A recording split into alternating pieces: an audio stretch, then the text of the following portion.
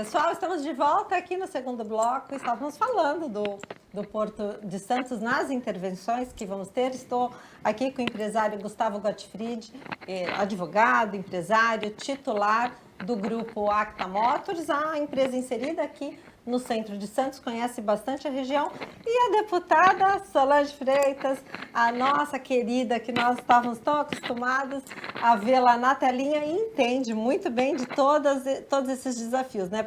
Fez várias coberturas, né, Solange? O dia a dia de jornalista, né, na rua, e foram 30 anos trabalhando nisso, a gente começa a ver, conhece os problemas da população, porque a gente vai em todas as comunidades, a gente vê a forma como alguns gestores lidam com os problemas, né, e isso a gente percebeu nas 9 cidades, né, então essa experiência tem me ajudado muito, contribuído muito agora na política.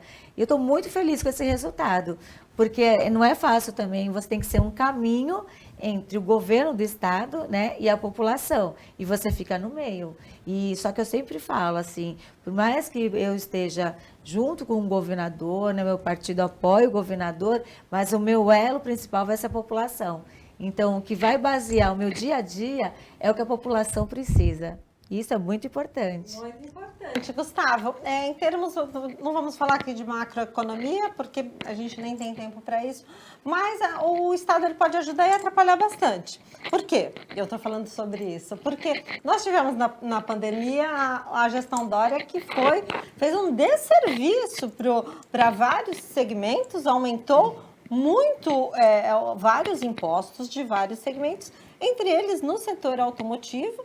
Nós tivemos aí alguns impostos aumentando em quase 200%, que ocasionou na quebra de quase 50 mil empregos. Várias lojas foram encerradas porque o imposto ele pode simplesmente acabar com uma atividade econômica, ele inviabiliza. Então, Gustavo, aqui falando com a deputada, vamos perguntar se tem como se blindar o deputado. Ele é o representante do povo, o executivo foi eleito, tudo bem, mas existe uma forma do deputado estar lá com uma lupa para não deixar uma coisa dessa acontecer novamente? Acho que foi uma tragédia o que aconteceu no governo anterior, que os deputados sancionaram esse reajuste na alíquota de ICMS, que partiu de 1,8%, que já era uma alíquota que havia sido dobrada no então governo do Geraldo Alckmin, que era 0,9%, ela foi para 1,8% e chegou a 4% no governo Dória. Então, isso fez com que aumentasse demais a informalidade das pequenas empresas para poder sobreviver, e as empresas grandes, as que não fecharam porque não conseguiam reincindir com todos os funcionários, porque hoje a margem de lucro do veículo ela é menor do que os 4%, ou seja, o governo levava muito mais do que o resultado total da empresa. E aí teve uma vigência de 12 meses, depois a gente conseguiu reverter isso aí. Mas foi um buraco nos cofres das empresas incalculável. Tá vendo? Então, isso, olha o que vocês estão relatando, é uma percepção que a gente precisa fazer, e eu falo a gente, a população de uma forma geral, uma pressão muito grande para que essas coisas não aconteçam.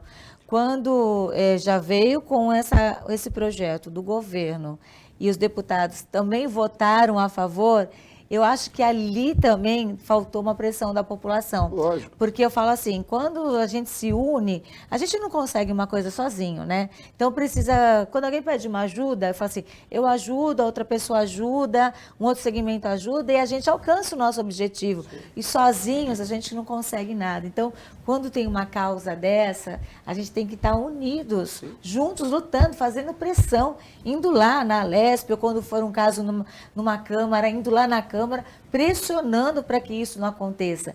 A pressão, ela acaba fazendo, muitas vezes, revertendo situações. Isso, o que os deputados falaram é que essa votação foi feita na calada da noite, numa sexta-feira, passaram um pacote que não seria de bondades, de maldades. E os deputados acabaram votando a favor e Muitos eu acho que não estavam nem sabendo o que eles estavam assinando, porque não é possível. É você triplicar o imposto no meio de uma pandemia. Não, isso é complicado, você tem que saber. Tanto que eu tenho a maior preocupação com isso. Para mim é tudo novo. Na Alesp é tudo novo. A minha equipe também está junto comigo aprendendo. Mas o que a gente sempre fala é o seguinte: entrou o projeto na casa, o governador colocou um projeto, imprime, vamos olhar, vamos ver o que é. Eu não quero ser massa de manobra, né? Eu não quero votar porque o meu partido falou que eu tenho que votar, aprovar ou não. Eu quero estudar e quero entender. E meu voto vai ser no nosso entendimento do que for melhor ou não. Então, mas não é fácil isso, né? Você tem que trabalhar muito, nem todo mundo faz assim. É isso aí, tem que estudar as pautas para você poder votar consciente. E por isso a gente tem equipe, né? Por isso a gente formou uma equipe. Então a gente vai dividindo o trabalho. Então, nessa área, você estuda aqui para mim, me ajuda nisso, para a gente saber o que vai votar. A gente está lá na Alesp votando alguns projetos do governador, aumento de salário dos policiais. Eu peguei o projeto todo para ler, para entender esse reajuste, porque para uns mais, para outros menos, para eu poder saber o que eu estou votando e depois lutar para melhorar isso. Porque a gente precisa melhorar. Eu falo assim, por exemplo, a polícia, ela ganha pouco. O reajuste que tem ainda é pouco. Mas a gente está dando um voto de confiança para o governador, votando, aprovando, mas porque ele disse que vai conversar para reafirmar isso aí, realinhar esse projeto, né, para outras categorias também terem um reajuste. Então, quando a gente reivindica, a gente tem que saber também o que está falando. Não, eu entendo, eu coloquei essa pauta porque fomos pegos todos de surpresa, vários ramos de atividade, vários segmentos foram muito afetados bem na época da pandemia, justamente na época que o governo federal ele estava diminuindo impostos, então fomos todos surpreendidos. E eu acho que a gente tem uma bancada muito robusta desta vez aqui na nossa região. Temos uma bancada experimentada de deputados federais e temos só uma mulher, mas temos uma bancada importante de deputados estaduais aqui da nossa região. E eu estava vendo no seu Instagram, porque eu fiz a minha lição de casa, eu fui ver o seu Instagram e vi o seu projeto referente à semana, né, de prevenção ao câncer, relacionado à pesquisa do Data Favela, né, onde mais da metade da população de comunidades tem ou sabe que tem alguém com câncer na família que está com pouco acesso ao tratamento.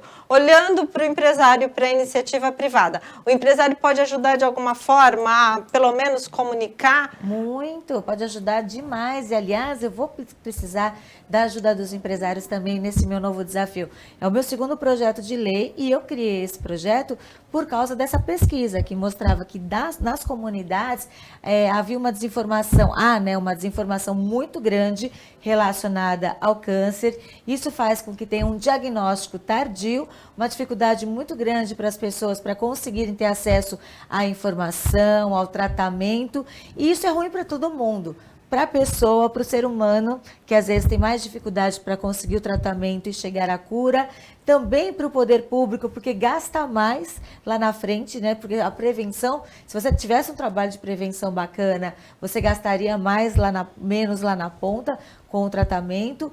E por que isso acontece? Porque falta informação dentro das comunidades também, além da dificuldade do acesso ao tratamento, desde o início até a ponta, que são aqueles tratamentos mais radicais, né? A quimioterapia, a radioterapia, porque a pessoa já está doente e ela ainda tem uma dificuldade muito grande para conseguir o tratamento. Então, isso interfere também na cura dela, para ela conseguir chegar à cura.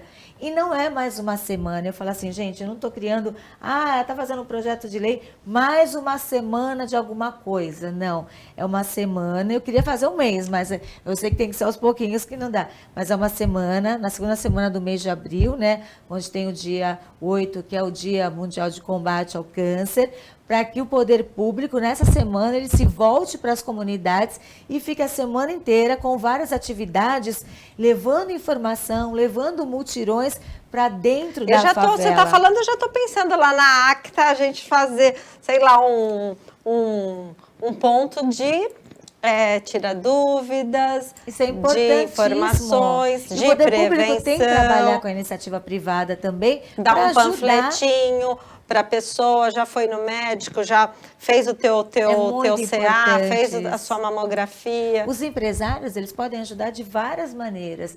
Às vezes os empresários têm funcionários que trabalham aonde?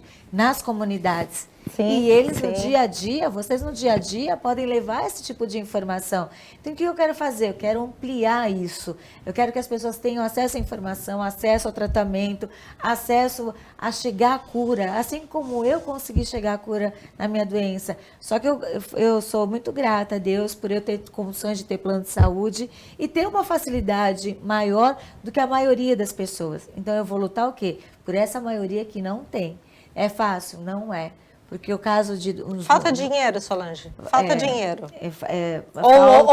Ou tem dinheiro e não tem. Olhar do poder público, porque assim, tem aumentado demais o número de pessoas com câncer e o poder público não está na mesma velocidade em questão de oferecer exames para prevenção e tratamento também. Tem uma rede de leitos regional ou não? Uma pessoa na Praia Grande, um paciente Praia Grande vem para Santos ou pouco? Não, tem muito pouco. Não tem em todas as cidades. O que tem é muito pouco e não alcança o número de pessoas que estão ficando doentes, infelizmente. Então, eu espero que você, com esse projeto, pegue aí os nossos deputados federais, pegue grana do governo federal, porque não falta dinheiro.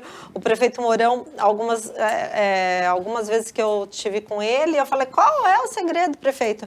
E ele falava, o segredo é projeto. Apresenta um projeto que você consegue dinheiro. É a mesma coisa no ramo empresarial. No mundo, está sobrando dinheiro, porque tem alguns países que o juros é negativo. Então, tem fundos de investimento aí para todo lado. O cara, ele vai investir aqui numa empresa que tem a diversidade, que tem selo ESG, numa empresa que tem a sustentabilidade. Então, lógico, os fundos de investimento, eles têm os critérios para emprestar e para fazer o investimento. A mesma coisa o governo deve ter grana lá nos ministérios e tem que ter projeto. Aí é um projeto para encabeçar, para pegar essa grana, para melhorar os leitos dos pacientes oncológicos, porque, gente, tem muito mais gente se curando de câncer do que morrendo de câncer. Verdade. O câncer hoje, ele é uma doença como a diabetes, como ele é uma doença que ele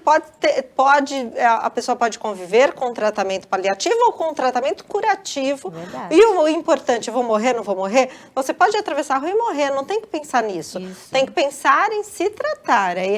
E aqui as autoridades têm que pensar em ir lá buscar o dinheiro para fazer uma grande rede de apoio ao paciente oncológico. Parabéns, deputada, pela iniciativa. A gente consegue, mas tem que ter essa iniciativa e tem que ir buscando ajuda.